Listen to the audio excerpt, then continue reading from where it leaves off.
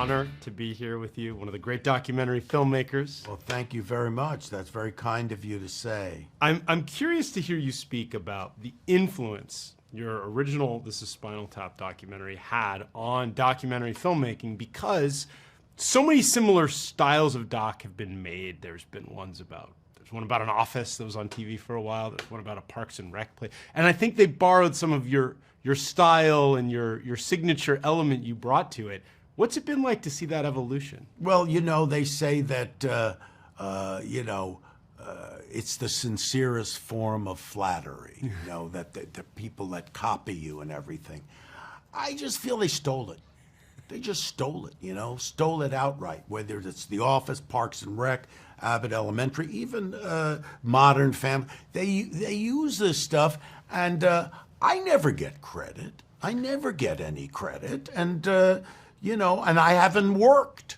This is the first time I've had a decent job since the first film. Meanwhile, these people are making tons of money, and I'm sitting here, doing nothing. I'm actually glad to hear you say that, because I didn't know if it would be sensitive or not, but where have the other docs been in the time between? One of our great documentary filmmakers, I think it had a huge impact. I mean, people are imitating it ever since. Yeah, well, I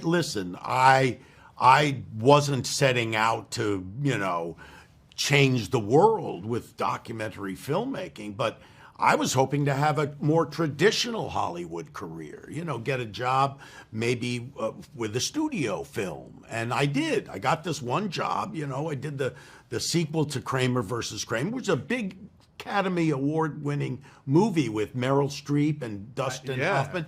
And so, it was Kramer versus Godzilla, and it didn't do as nearly as well as I thought it would, and it basically, put me in the toilet. I couldn't get arrested. Well, I did get arrested, but it was for something else. How about a biopic about the guys? Because I think now Hollywood wants those. You see them all the time, rock stars, musical legends. Yeah. What would your dream, if you were involved in that, what would you Well, that would be, first of all, it would be a multi-series, a docu-series. We'd have to have many parts. I'd have many parts devoted to David, to Nigel, and to Derek. And I would get into the history of where they came from, their parents, their relationships, and if there's any scandals, you have to have scandals. That's the problem. So I'd have to find out if there are any scandals in their That reminds me of another thing that you've influenced through these behind the musics, these true Hollywood stories. I feel like they all took so much from your work. They did.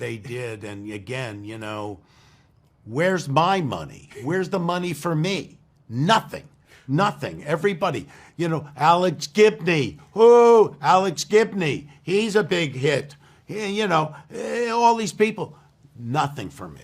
Yeah, well, I'm hoping that we can write that. Maybe awards season this time. Well, listen. Awards are nice, but this would be a little bit nicer. Well, maybe the box office. Do you have any points on the back end of this one? Did you negotiate? I don't, unfortunately. Okay.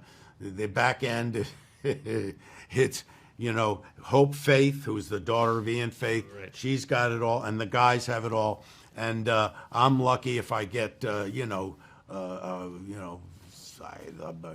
a sandwich or something. You have an enduring memory of the Spinal Tap journey to this date so far. If there's one thing you could say that this really will stay with you forever. Well, I would say that if you want to make your mark, don't do what I did. Find another line of work. It's good advice. Yeah. I would stand by it. I appreciate you so much taking your time today. This has been a lot of fun. My pleasure.